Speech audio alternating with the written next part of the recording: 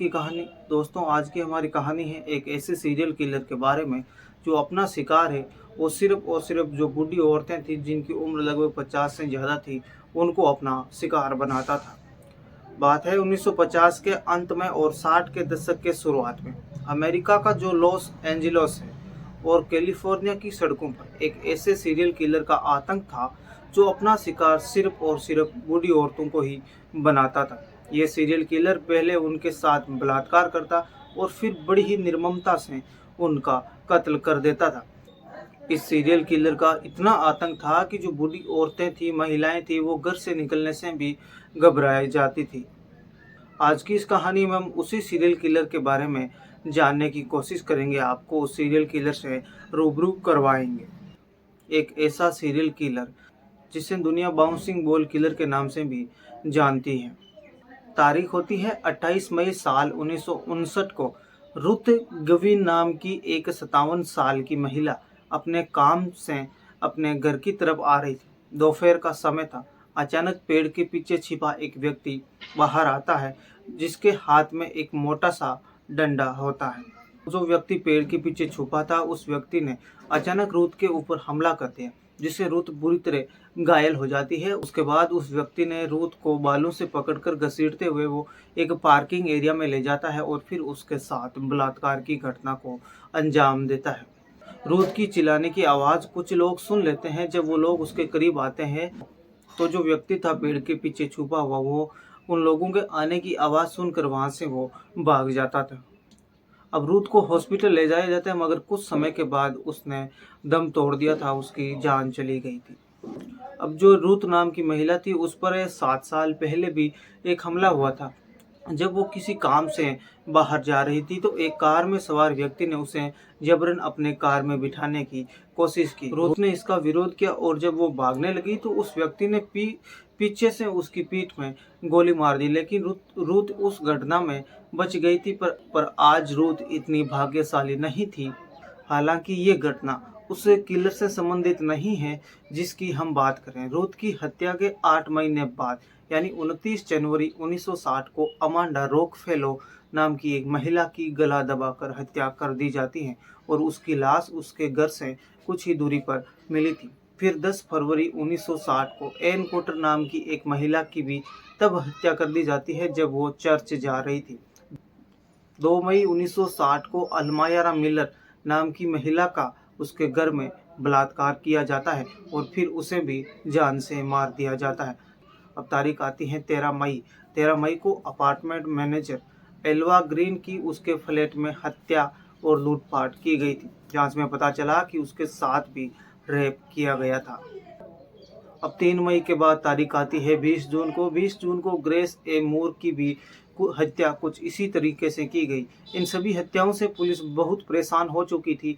उनके ऊपर दबाव बढ़ता जा रहा था, लेकिन उनके पास हत्यारे से और हत्या से जुड़े पुलिस के पास कोई भी सबूत नहीं थे। और फिर इसी बीच 26 जून 1960 को एक और कत्ल हो जाता है, एक और हत्या हो जाती है। 26 जून को मर्सिडीज लैंग्रोन जिसकी उम्र लगभग 72 साल थी उसके घर में बलात्कार किया जाता है और फिर चादर से गला दबाकर उसकी हत्या कर दी जाती है। लेकिन इस बार जो हत्यारा था, जो किलर था, उसे स्पष्ट रूप से देखा गया था। मर्सिडीज की सहेली और room partner Adela Williams store से काम खत्म करके घर आई तो एक व्यक्ति को उसके अपार्टमेंट से बाहर जाते देखा था। वह व्यक्ति एक एसवे था, यानी जो अफ्रीकन मूल के व्यक्ति होते हैं, जिसकी लंबाई लगभग 6 फीट के आसपास थी और उसका वजन लगभग 70 किलो के आसपास था। वो काले कलर का धूप का चश्मा पहने हुए था और वो व्यक्ति एक सफेद कलर की गेंद को उछाल रहा था। अब इस कातिल के हुलिया यानी चेहरे के बारे में मीडिया में जब बात पहुंची तो यहीं से उसका नाम द बाउंसिंग बॉल किलर पड़ जाता है। पुलिस ने उस व्यक्ति का स्केच बनाया और शहर में जगह जगह उस स्केच को पुलिस ने चस्पा करवा दिया।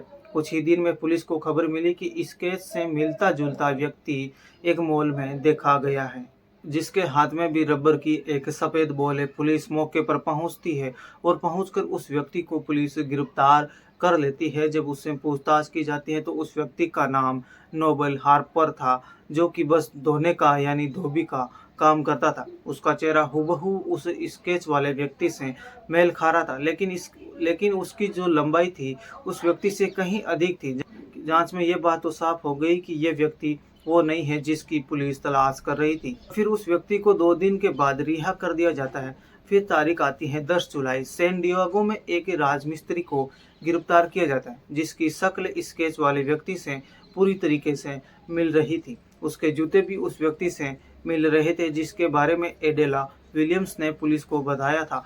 लेकिन इस व्यक्ति के खिलाफ भी पुलिस के पास कोई भी ठोस सबूत नहीं था, जिसके कारण उस व्यक्ति को भी यानी उस राजमिस्त्री को भी पुलिस को छोड़ना पड़ा था। कुछ दिन बाद किसी कॉलेज के अपार्टमेंट में एक महिला की चिल्लाने की आवाज़ सुनी जाती है, जिसके बाद पुलिस को तुरंत सूचित किया जाता है। जब पुलिस मौके पर पहुंची तो रेमंड वॉर्ड क्लेमेंस, जिसकी उम्र लगभग 35 साल थी, के नाम के व्यक्ति को उसी जगह पर अपनी गाड़ी में बैठते हुए देखा गया। पुलिस ने उसे गिरफ्तार कर लिया और आसपास की जगहों की जो तलाशी ली गई तो नीना टी थरो नाम की महिला, जिसकी उम्र लगभग 19 साल थी, उसकी लाश पुलिस को मिल जाती है, जिसकी हत्या गला दबाकर की गई थी।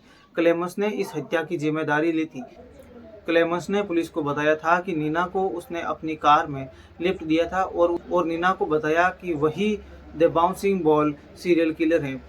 पुलिस को अब अहम सुराग मिल चुका था। पुलिस ने क्लेमेंस का पॉलीग्राफ टेस्ट लेने का फैसला किया। इस पॉलीग्राफ टेस्ट में क्लेमेंस ने नीना की हत्या की बात तो कबूली, लेकिन बाउंसिंग बॉल किलर वाली बात उसने झूठी बोली थी। नीना के कत्ल का दोष क्लेमेंस के ऊपर लगा और उसे उम्र कैद की सजा भी मिली, लेकिन पुलिस को जिस सीरियल किलर की तलाश थी वो अब भी पुलिस की गिरफ्त से बहुत ज़्यादा दूर था। संदेह के आधार पर कुछ और व्यक्तियों को गिरफ्तार किया जाता है, लेकिन सबूतों की कमी के कारण उन्हें भी छोड़ना पड़ा था। समय के साथ हत्याएं कम होती गई और धीरे धीरे लोगों के जहन से ये सीरियल किलर भी उतर गया। आज भी ये एक रहस्य बना हुआ है कि the bouncing ball serial killer कौन था।